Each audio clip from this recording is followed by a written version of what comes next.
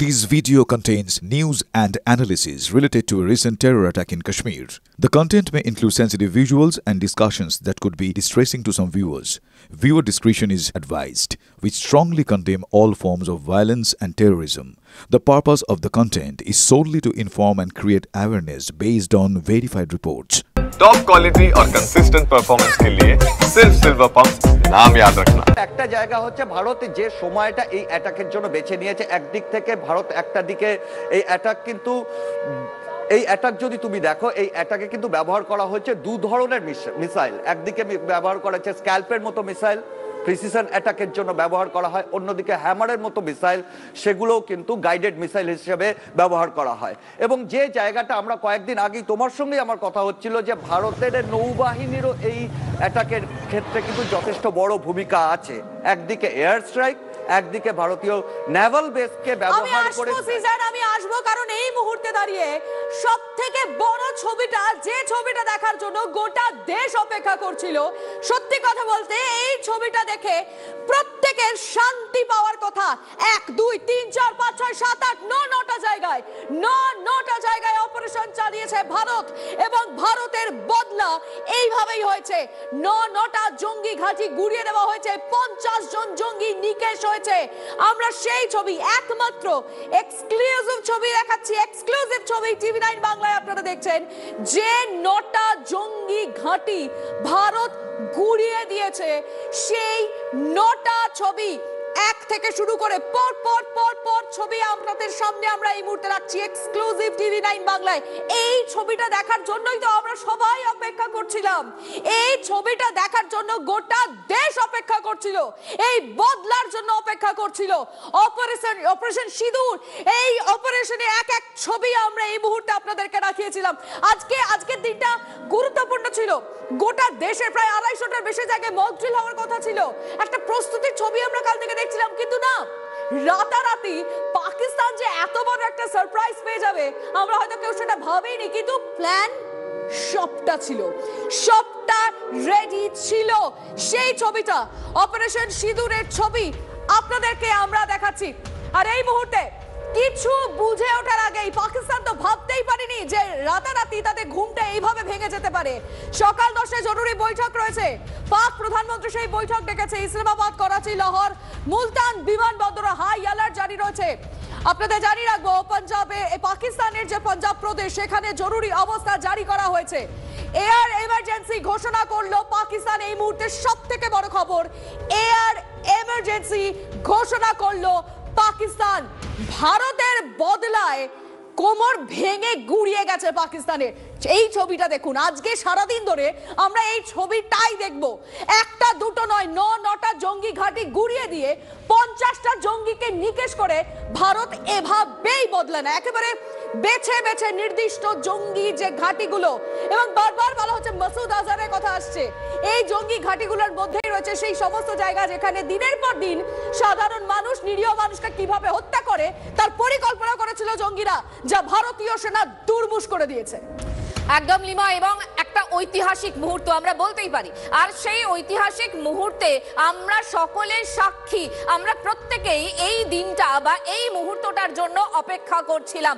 আরো একবার TV9 exclusive সেই ছবিটা আপনাদেরকে দেখাচ্ছি। 9টা জায়গা জঙ্গি ঘাঁটি, এবং যে জঙ্গি ঘাঁটি, কুখ্যাত জঙ্গি ঘাঁটি, যেটা শুধুমাত্র ভারতের টার্গেট নয়, গোটা বিশ্ব এই জঙ্গি ঘাঁটিগুলোর জন্য রীতিমতো চিন্তায় ছিল, রীতিমতো তাদের প্ল্যান ছিল যে কিভাবে এগুলোকে নিকেশ করা যায়, কিভাবে খতম করা যায়। ঠিক সেই কাজটা করে দেখালো ভারতীয় সেনা। এবং অবশ্যই 3 ক্ষেত্রে, অর্থাৎ স্থল, জল এবং আকাশ, এই 3 পথে আমরা দেখেছিলাম প্রস্তুতি একেবারে জোর কদমে ছিল। এবং তারপরে 1:40 নাগাদ যখন সকলে আমরা প্রস্তুতি নিচ্ছিলাম মক ড্রিলে, তার আগেই একের পর এক স্ট্রাইক। দৈপান বাবু, এখনো পর্যন্ত যা খবর পাচ্ছি তাতে এই যে হাফিজ সাহেবের কথা তো বারবার করে উঠছে, বা এই জঙ্গি ঘাঁটিগুলো, এই জঙ্গি ঘাঁটিগুলো যখন এইরকম ভাবে একটা আঘাত গেছে, পাকিস্তান এই মুহূর্তে দাঁড়িয়ে কার কার কাছে যেতে পারে দরবার করার জন্য, সাহায্যের জন্য? দেখুন, পাকিস্তানের আপনি একটু আগে স্যান্ডউইচ অ্যাটাক বলছিলেন, আমার যেটা নিজস্ব পারসেপশন হচ্ছে স্যান্ডউইচ অ্যাটাক পাকিস্তানের 65% ল্যান্ড কিন্তু বালুচিস্তান। আমি অবাক হব না যদি আগামী 2-1 দিনের মধ্যে বালুচিস্তান নিজেদের লিবারেশন ডিক্লেয়ার করে দেয়। ওখানে এই ঝামেলা চলছে। এদিকে পিওকে আপনি যদি ভৌগোলিক দিক থেকে দেখেন, এদিকে পিওকে নর্থে আর এদিকে হচ্ছে ওয়েস্টার্ন সাইডে হচ্ছে বালুচিস্তান, মাঝখানে স্যান্ডউইচ হচ্ছে পাকিস্তানের যে কনভেনশনাল ল্যান্ড। তো সেই জায়গায় দাঁড়িয়ে পাকিস্তান যার যার কাছেই যা কোথাও ভিক্ষার ঝুলি কেউ দেবে বলে মনে হয় না। এবং ওদের সেনাবাহিনীর মধ্যেও কিন্তু খুব একটা ভালো অবস্থা নয়, টালমাটাল অবস্থা চলছে। মাঝখানে একটা খবর উঠে গেল ওদের সেনাবাহিনীর প্রধানকেই খুঁজে পাওয়া যাচ্ছে না। এইগুলো মানে সাইকোলজিক্যাল ওয়ারফেয়ার হতে পারে হয়তো ভারতের তরফ থেকে, সেটা হতে পারে বা কিন্তু ঘটনা, এটা তো ঘটনা যে খবর যে তার সেনাবাহিনীর প্রধানের উপর কোনো ভারতবর্ষ মানে পাকিস্তানের সেনাবাহিনীর নর্মাল অফিসারদের কোনো ভরসা নেই, এটা হচ্ছে ঘটনা। তো সেই বাহিনী লড়বে কি করে? ভারতবর্ষের মতো একটা শক্তি যেখানে 3টে উইং এর এত কোঅর্ডিনেটেড অ্যাটাক, ভারতবর্ষের সেনাবাহিনী কিন্তু কোনোদিন কোনো অ্যাডভেঞ্চারিজমের মধ্যে যায়নি, কোনোদিন পলিটিক্যাল কোনো টার্মাইলের মধ্যে ঢোকেনি কোনোদিন। ভারতের সেনাবাহিনী অ্যাবসলিউটলি প্রফেশনাল। না, আমরা দেখেছি প্রধানমন্ত্রী ফিরেই যখন বৈঠক করেছিলেন প্রথমেই তিনি ছাড় দিয়ে দিয়েছিলেন 3 প্রধানকেই, যে যেটা খুশি যেটা মনে হয় সেটাই করো। সব সময় রাজনৈতিক মানে নেতৃত্বের আন্ডারে কাজ করেছে ভারতের সেনাবাহিনী সব সময়, সেটা ভারতবর্ষের সেনাবাহিনীর সবচেয়ে বড় মানে আমি গর্বের ব্যাপার বলবো। এবং আমার মনে হয় ভবিষ্যতে পাকিস্তান যেখানেই যাক পলিটিক্যালি খুব একটা মানে ইন্টারন্যাশনাল পলিটিক্সে খুব একটা সাপোর্ট পাবে বলে মনে হয় না। কোনো রকম ডাইরেক্ট সাপোর্ট তো নয়, মানে যেটা ইনডাইরেক্ট সাপোর্ট, চায়না বলুন বা বাংলাদেশের নিজেরই তো কোনো নেই কাকে সাপোর্ট করবে। টার্কিও তাই, আমার মনে হয় না খুব বেশি সাপোর্ট দেওয়ার মতো জায়গা আছে, কেননা রাশিয়া রয়েছে উপরে, মানে রাশিয়া রয়েছে, এদিকে আমেরিকা রয়েছেন, নেটো দেশগুলি রয়েছে, তারা কেউই সাপোর্ট দেবে বলে মনে হয় না পাকিস্তানকে। চীন একমাত্র, কিন্তু চীনেরও নিজস্ব বাধ্যবাধকতা আছে। চীন কিন্তু এমন একটা কান্ট্রি যে নিজেকে ছাড়া কাউকে চেনে না। তো সেক্ষেত্রে ওরা দেখবে যে ভারতবর্ষে এত বড় একটা বাজার আছে সেখানে, এবং মানে চীনের সঙ্গে রাশিয়ার ভালো বন্ধুত্ব আছে সেখানে। এই জায়গাটা একটু কর্নেল ভাদুরীর কাছেও যাই। কর্নেল ভাদুরী, এই জায়গাটা একটু বুঝে নেওয়ার চেষ্টা করছিলাম যে পাকিস্তান এই মুহূর্তে দাঁড়িয়ে যদি তাকে যুদ্ধ করতে হয় তাহলে সত্যি সেই জায়গাটায় কতটা তারা প্রস্তুত, কার কার কাছে তারা যেতে পারে যে এই যুদ্ধটা তারা করে যাবে ভারতের এগেনস্টে? দেখুন, হিস্টোরিক্যালি যদি আমরা পাস্ট 1965-1971 এর যদি হিস্ট্রি দেখি, তাহলে অ্যাক্টিভ সাপোর্ট এরা পেয়েছিল জর্ডান থেকে, সিরিয়া থেকে, ইরাক থেকে। কিন্তু এখন সিরিয়া আউট, ইরাক আউট, মানে ওরা কোনো অবস্থায় নেই কাউকে হেল্প করার। ওদের মিলিটারি এফোর্ট সবকিছুই ভার্চুয়ালি ডিস্ট্রয়েড।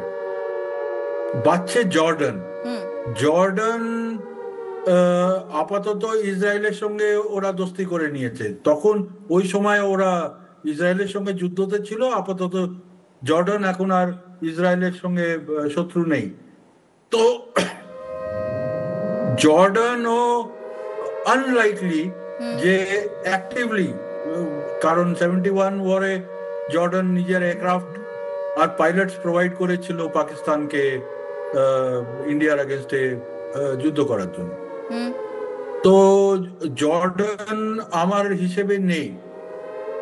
জিসিসি কান্ট্রিজ যেগুলো, এরা একটুখানি ডাবল গেম খেলেছে রিসেন্টলি, কারণ ওআইসি যেটা অর্গানাইজেশন অফ ইসলামিক কনফারেন্স, ওরা একটা খুব স্ট্রং স্টেটমেন্ট দিয়েছে in favour of Pakistan, including saying কি ইউএন রেজলিউশনের হিসেবে কাশ্মীরকে সেলফ ডিটারমিনেশনের এটা করা দরকার।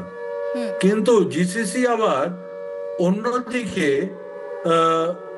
সৌদি আরেবিয়া আর বাহরেইন এটসেট্রা এখন রিসেন্টলি ইন্ডিয়াকে বলেছে যে না, আমরা তোমার ইন্ডিয়ার বন্ধু, আমরা ইন্ডিয়ার সাইডে আছি। এখন এই জিসিসি যেটা গালফ কোঅপারেশন কান্ট্রিজ যেগুলো, এই 4-5টা, এরা একটু প্রবলেমেটিক সিচুয়েশন আছে। কর্নেল ভাদুরী, এই মুহূর্তে যে ছবিটা দেখাচ্ছি, এই মুহূর্তে দেশের প্রধানমন্ত্রী নরেন্দ্র মোদী তিনিও কিন্তু প্রথম থেকে যে কথা আপনাদেরকে বলছিলাম যে এইভাবেই মনিটরিং করছে, সেটাই আমরা বোঝানোর চেষ্টা করছি এই মুহূর্তে। কর্নেল ভাদুরী যেটা বলছিলেন, আপনাকে থামিয়েছিলাম আমি। হ্যাঁ, তো এখন বিষয়টা হচ্ছে যে এই জিসিসি কান্ট্রি যেমন সৌদি আরেবিয়া, বাহরেইন, কাতার, এরা নিজেদের এয়ারক্রাফট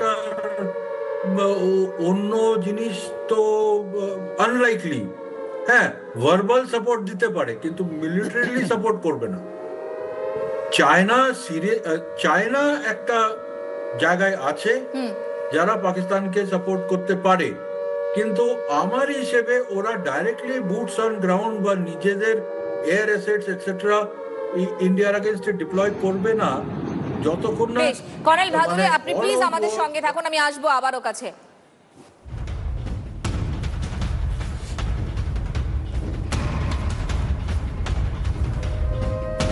আর এই মুহূর্তে বলে রাখতে চাইবো, ভারতের প্রত্যাঘাতে কেঁপে গেল পাকিস্তান।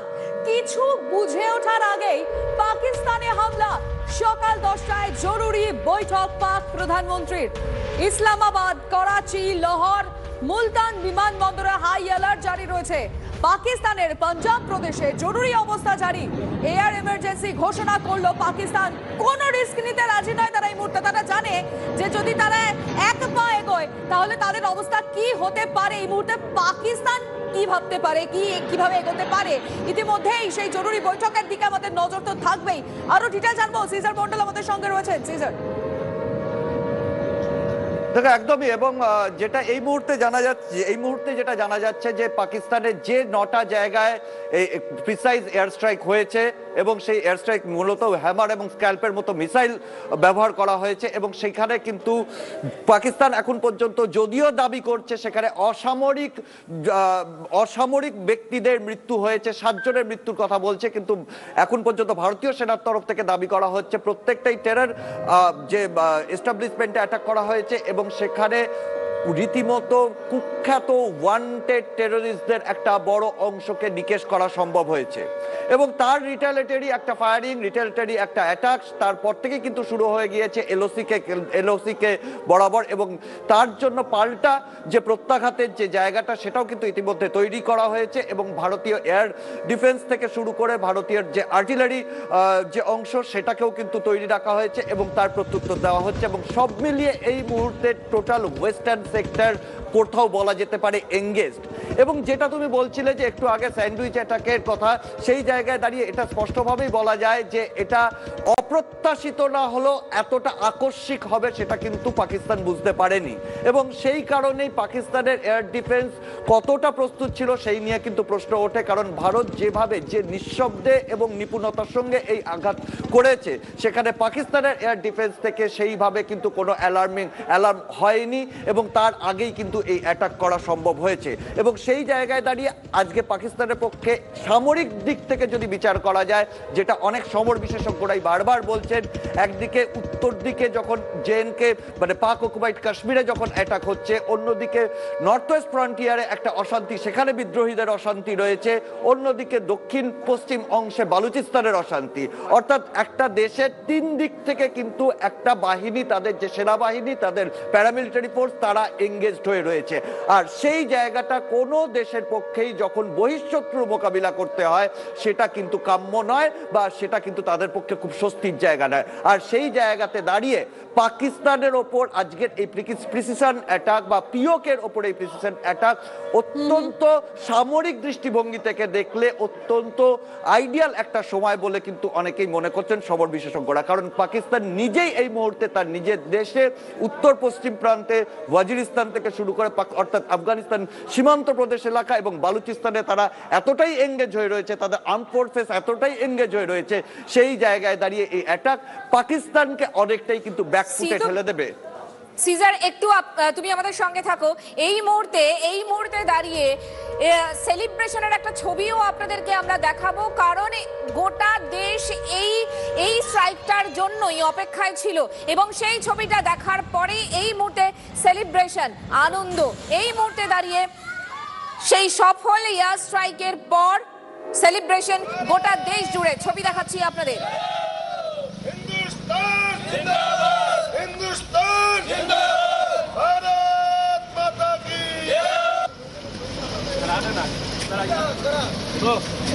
দেখুন, দুটো ছবি আপনাদেরকে দেখাচ্ছি। একটা 40 মিনিটের পর একের পর এক ভারতের এয়ার স্ট্রাইক, গ্রাউন্ড স্ট্রাইক এবং এয়ার স্ট্রাইক, একের পর এক সেই স্ট্রাইক এবং সেই সফল স্ট্রাইকের পর গোটা দেশ জুড়ে উৎসবের একটা আমেজ।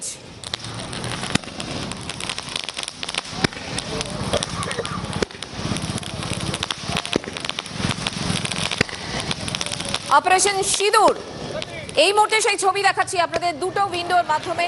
দুটো ছবি, একদিকে পর পর এয়ার স্ট্রাইক, যার জন্য একেবারেই পাকিস্তান প্রস্তুত ছিল না, এবং এখনো পর্যন্ত যা জানতে পারছি আমরা 50 জঙ্গিকে নিকেশ করা হয়েছে এবং বেছে বেছে জঙ্গি ঘাঁটিগুলোকেই টার্গেট করেছে ভারতীয় সেনাবাহিনী। এবং পাশাপাশি এই স্ট্রাইকের যে সাফল্য তাতে খুশি গোটা দেশবাসী।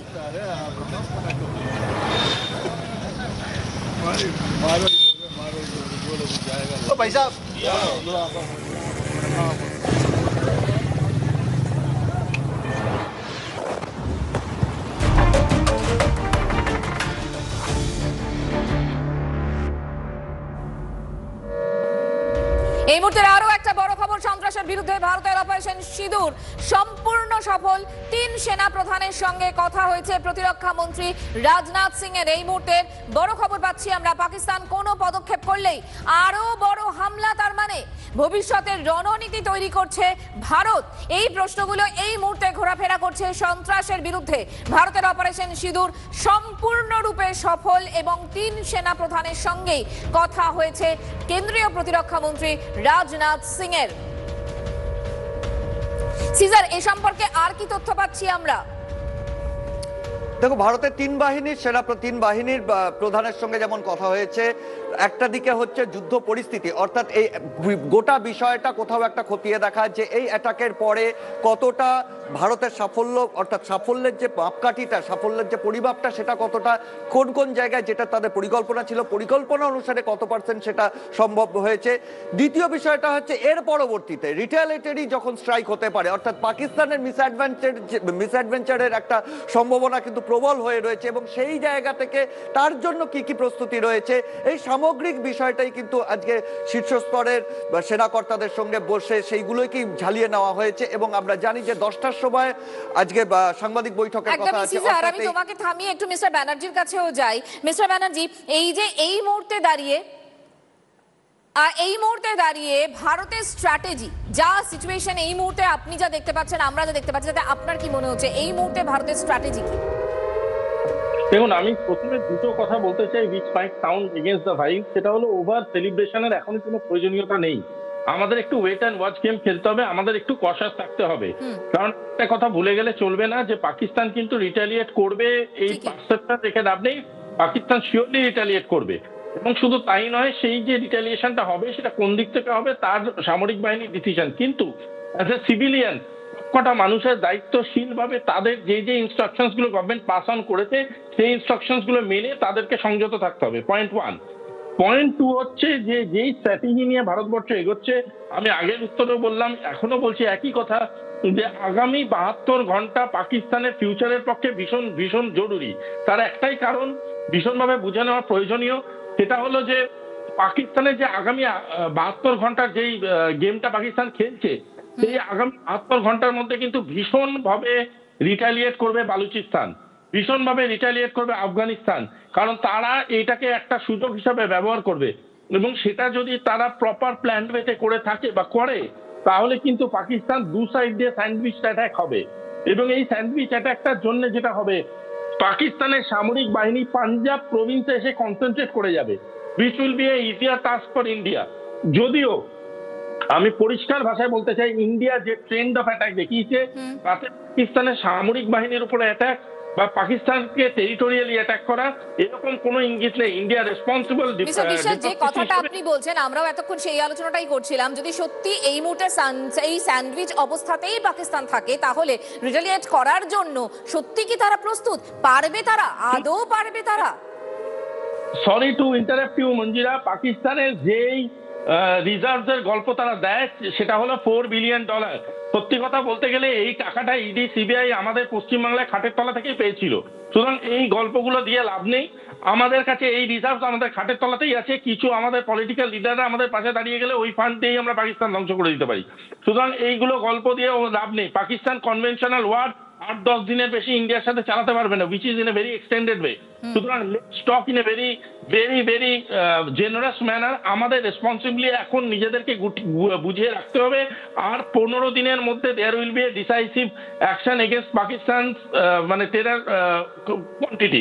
আরেকটা কথা আমি অ্যাড করে দিতে চাই, তোমরা এক্ষুনি একটা খবর হয়তো মানে চলছে, already I am getting it from very number of network, সেটা হচ্ছে বালুচিস্তান কিন্তু already is in A discussion international forum. যেটা আমি আগের উত্তরে বললাম, ভারতবর্ষকে বালুচিস্তানকে রেকগনাইজ করাটা খুব প্রয়োজনীয় অ্যাট দিস মোমেন্ট।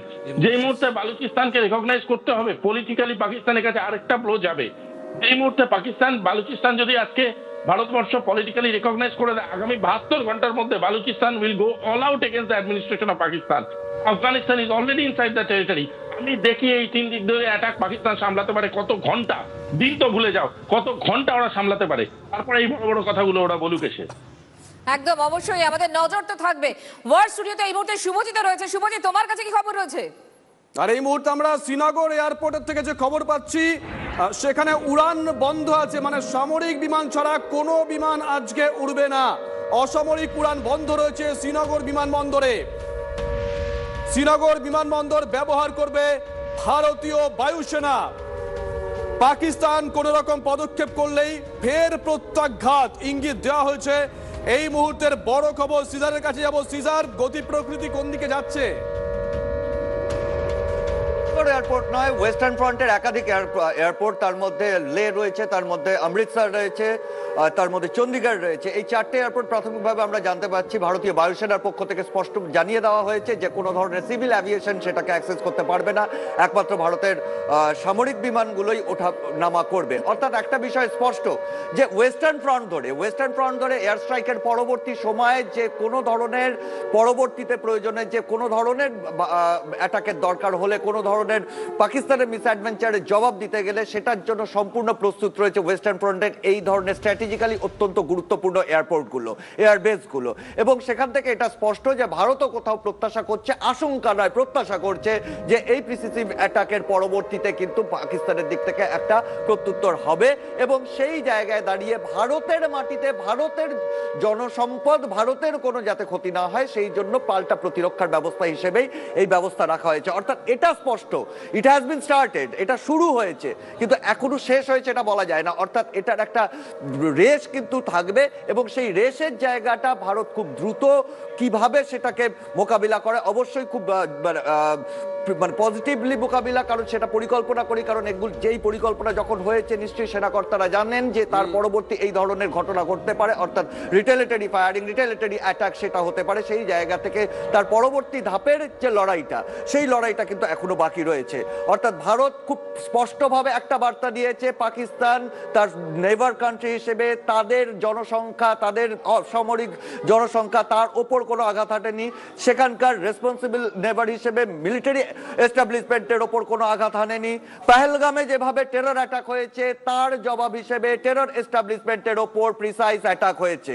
তারপরও যদি পাকিস্তান সরকার হিসেবে, পাকিস্তান একটা দেশ হিসেবে সেই টেরর আউটফিটের সমর্থনে দাঁড়িয়ে ভারতের দিকে পাল্টা আঘাত হানার চেষ্টা করে, তার জন্য কিন্তু ভারত প্রস্তুত, সেই বার্তাটা দেওয়া হয়েছে। এবং সেই জায়গা থেকে পাকিস্তান এই মিস অ্যাডভেঞ্চার করলে সেই লড়াই বা এর পরবর্তী যে যুদ্ধের পর্যায়, সেই অ্যাটাকের পর্যায়, সেটা কিন্তু আরেকটু প্রলম্বিত হবে এবং পাকিস্তান সেই ফাঁদে পা দেবে কিনা বা পাকিস্তান সেই ঝুঁকি নেবে কিনা সেটা কিন্তু দেখার। কারণ যেটা বারবার সমর বিশেষজ্ঞরা বলছেন, আমাদের স্টুডিওতে যারা প্রাক্তন সামরিক ব্যক্তিত্বরা রয়েছেন তারা বলছেন যে পাকিস্তান নিজের ঘরে যেভাবে আটকে পড়েছে, তার এঙ্গেজমেন্ট যেভাবে রয়েছে, তার আর্ম ফোর্সেসের এঙ্গেজমেন্ট যেভাবে একদিকে আফগানিস্তান বর্ডার ফাটা এলাকাতে রয়েছে, একদিকে বালুচ এলাকাতে রয়েছে, সেই জায়গায় দাঁড়িয়ে এই আর্ম ফোর্সেসের এঙ্গেজমেন্ট এত বেশি হলে সেখানে বহিঃশত্রু হিসেবে ভারতের সঙ্গে এঙ্গেজমেন্টের জায়গাটা কতটা সিকিউর, সেই জায়গায় দাঁড়িয়ে কতটা মিস অ্যাডভেঞ্চারের পথে কতটা অ্যাডভেঞ্চারাস হবে পাকিস্তান, সে নিয়ে কিন্তু প্রশ্ন থাকছেই। সঙ্গে থাকো সিজার, যে বড় খবরের দিকে নজর রাখছি আমরা। রাত 1:40 থেকে 2:20 মধ্যে পর পর হানা, 9টি পাক জঙ্গি ঘাঁটি গুড়িয়ে দিয়েছে ভারতের মিসাইল। ভাওয়ালপুরে মাসুদ আজহারের আস্তানায় 4টি মিসাইল হানা, বড় খবর নিঃসন্দেহে।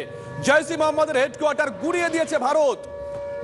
নিঃসন্দেহে বড় খবর, একের পর এক জঙ্গি ঘাঁটি, যেখান থেকে লজিস্টিক সাপোর্ট করা হতো জঙ্গিদের, যেখানে প্রশিক্ষণ দেওয়া হতো, এরকম একাধিক ঘাঁটি গুড়িয়ে দেওয়া হয়েছে ভারতের তরফ থেকে।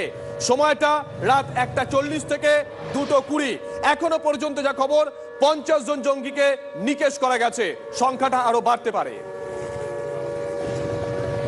मैं इस वक्त बंकर में मौजूद हूँ। तस्वीरों में आपको दिखाने की कोशिश करूंगा कि किस तरीके से लोग जो है वो अपनी जान बचाने के लिए इन बंकरों का इस्तेमाल जो है वो करते हैं। कल पाकिस्तान की तरफ से बीती रात सीज फायर का उल्लंघन भी किया गया।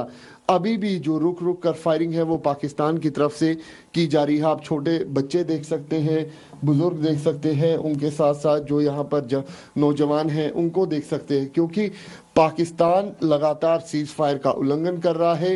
पहलगाम आतंकी हमले का बदला भारत ने ले लिया है और पूरी तरीके से पीओके और साथ में पाकिस्तान में आतंकियों के जो लॉन्च पैड्स है, ट्रेनिंग कैंप्स है, उन पर स्ट्राइक की गई है। और ऐसे में पाकिस्तान की तरफ से लाइन ऑफ कंट्रोल पर जो बौखलाहट है पाकिस्तान की, वो देखने को मिली है। कुछ गांव वाले भी हमारे साथ मौजूद हैं, उनसे बात करेंगे। कितनी जबरदस्त फायरिंग रही? सर रात को लगभग 1:30 बजे के करीब बहुत हैवी सेलिंग हुई यहाँ पे। हमने पूरी रात बैंकर में निकाली है। पूरी रात बंकर में? हाँ, 1:30 बजे हम सुबह तक बैंकर में थे। तो अभी भी रुक रुक के फायरिंग हो रही है। अभी भी हो रही है फायरिंग? हाँ जी, हाँ जी, रुक रुक के हो रही है। अभी भी डर का माहौल है? डर का माहौल है सर, खेत में जा नहीं सकते हैं। इस बात की खुशी है कि भारत ने अपना बदला लिया? हाँ जी, हाँ जी, बहुत खुशी है हमें जो भारत ने अपना बदला लिया है स्थायी बंधु का। कितने खुश हैं आप लोग इस बात से कि पाकिस्तान भारत ने अपना बदला ले लिया? अंकल जी आगे आगे। हाँ, इस बदले का लेना जरूरी था। हाँ, उनके जो ये काम शुरू से हमारे चल रहा है, हाँ, उसका बदला लिया। अब कुछ शांति हो जाएगी। लग रहा आपको? अब कुछ शांति हो जाएगी। जो 9 ठिकाने तबाह आग लगी हुई, पूरी इंडिया में स्थायी बंदूक की बदले की आग लगी हुई थी, जो ले लिया। अभी थोड़ी शांति होगी। लेकिन अब बॉर्डर पे जो पाकिस्तान जो सीज फायर का उल्लंघन कर रहा है, उसको लेकर क्या कहेंगे? सर ये तो होता ही रहता है तकरीबन। हमने जब से होश संभाली है, ये तो फायर तो चलता ही रहता है, इतना नहीं है। उसके लिए आप तैयार हैं? तैयार है, हमें कोई डरने की कोई बात नहीं है। तो देखिए, लोग बता रहे हैं कि जो पाकिस्तान की तरफ से सीज फायर का उल्लंघन किया जा रहा है, उसके लिए हम तैयार हैं, लेकिन भारत ने अपना बदला जो है वो ले लिया है। और पूरी रात ये लोग जो है ये बता रहे हैं कि हम इसी बंकरों में रहे हैं। आप देख सकते हैं कि पूरी तरीके से यहाँ के जो लोग हैं वो साफ तौर पे भारतीय सेना के साथ खड़े हुए हैं। लगातार पाकिस्तान की तरफ से लाइन ऑफ कंट्रोल के इलाके में सीज फायर का उल्लंघन किया जा रहा है। भारतीय सेना पाकिस्तान को मुंह तोड़ जवाब दे रही है। पाकिस्तान की तरफ से रिहायशी इलाकों में गोले दागे जा रहे हैं। 3 नागरिकों की जो मौत है वो भी हुई है। कैमरा पर्सन अनुदीप शर्मा के साथ अंकित भट्ट, TV9 भारतवर्ष के लिए। আজকে গোটা দেশ জুড়ে মক ড্রিল হওয়ার কথা ছিল, তার আগেই এই প্রত্যাঘাত ভারতের তরফ থেকে। সন্ত্রাসবাদের কোমর ভাঙতে ভারত যে বদ্ধপরিকর, তা আজকে গোটা বিশ্বকে দেখিয়ে দিয়েছে ভারত। এখনো পর্যন্ত যুদ্ধ শুরু হয়নি। পাকিস্তানের তরফ থেকে যদি উস্কানি দেওয়া হয়, তাহলে তার উপযুক্ত জবাব দেওয়া হবে ভারতের তরফ থেকে। এই ইঙ্গিত কিন্তু ইতিমধ্যেই দেওয়া হয়েছে। এই জায়গাটাতেই দেখো নৌবাহিনীও রীতিমতো হাত মিলিয়েছে, অর্থাৎ 3 যে সেনা ভারতীয় ক্ষেত্রে রয়েছে, ঠিক সেই জায়গাটায় সকলে একসঙ্গে মিলে উপস্থিত হয়েছে। এবং এক্ষেত্রে আমরা তো দেখতে পেয়েছি গ্রাউন্ড স্ট্রাইক, পাশাপাশি এয়ার স্ট্রাইক। এই মুহূর্তে দেখা যাচ্ছে যে হাত মিলিয়েছে নৌবাহিনীও। লয়েটারিং মিউনিশন ব্যবহার নৌসেনার। এই মুহূর্তে আমাদের সঙ্গে অবসরপ্রাপ্ত নৌসেনা কর্তা নীলাঞ্জন দাম রয়েছেন। মিস্টার দাম, গুড মর্নিং। মঞ্জিরা কথা বলছিলাম, আপনার থেকে একটু বুঝে নেওয়ার চেষ্টা করব এই লয়েটারিং মিউনিশন এটা আসলে কি, কিভাবে কাজ করে। দেখুন, গুড মর্নিং অ্যান্ড সবাইকে অভিনন্দন ভারতের এই রিটেলিয়েশনের জন্য। অ্যান্ড আমি যখন রাত্রিরে খবরটা পেলাম, খবর পেয়ে আমি আমার ওয়ার্ডরোব থেকে এই টি শার্টটা খুঁজে বের করে আমি আবার পরলাম এটা। সো যেটা বলতে চাইছেন যে নেভির এই মুহূর্তে কি অ্যাকশন গুলো আছে, সেটাতে বলতে গেলে দেখুন, ডাইরেক্ট অ্যাকশন বলতে গেলে এই মুহূর্তে নেভি কিছু নেই, বাট ইনডাইরেক্ট অ্যাকশন এই মুহূর্তে নেভি প্রচন্ড ভাবে নিয়ে রেখেছে। যেটা আমি এর আগেও বলার চেষ্টা বলেছিলাম আপনাদের এখানে, যে সমস্ত আরাবিয়ান সিতে এই মুহূর্তে প্রবলভাবে ইন্ডিয়ান নেভির উপস্থিতি দেখা যাচ্ছে এবং সমস্ত রকম যদি কোনো রকম গ্রিন সিগন্যাল যদি পাওয়া যায় এই মুহূর্তে তখন কিন্তু সঙ্গে সঙ্গেই একটা জলপথের কমপ্লিট অবরোধ তৈরি করে দেওয়া হবে পাকিস্তানের জন্য এবং পাকিস্তানের যে সাপ্লাই লাইন আছে সেটা সম্পূর্ণ কেটে দেওয়া হবে এবং তার জন্য ইন্ডিয়ান নেভি এই মুহূর্তে মানে কমপ্লিটলি তৈরি আছে। এবং আপনারা জানেন যে এই মুহূর্তে ইন্ডিয়ান নেভির পুরো ওয়েস্টার্ন ফ্লিটের সমস্ত ফ্লিট এবং এয়ারক্রাফট ক্যারিয়ার আরাবিয়ান সিতে তারা অলরেডি সেল করে গেছে এবং ভেরি রিসেন্টলি গত 3-4 দিন ধরে বা গত এক সপ্তাহ ধরে অনেকগুলো অপারেশন এবং অনেকগুলো এক্সারসাইজ ওখানটায় করেছে। সুতরাং এই মুহূর্তে নেভি খুবই স্ট্রং হোল্ড নিয়ে রেখেছে আরাবিয়ান সি এর ওপর এবং করাচি হারবার বলতে গেলে এই মুহূর্তে মোটামুটি অবরুদ্ধই আছে, কারণ আপনারা দেখেছেন যেহেতু আকাশপথে ওদের ইন্ডিয়ান আকাশপথ যেটা ওদের জন্য বন্ধ করে দেওয়া হয়েছে, ফলে ওদের যে সমস্ত ব্যবসা বাণিজ্য যেটা নৌপথে যেটা চলছিল তাতেও বিভিন্ন রকম ইন্ডিয়ান নেভির তরফ থেকে বিভিন্ন রকম তাতে বাধা দেওয়ার চেষ্টা করা হচ্ছে।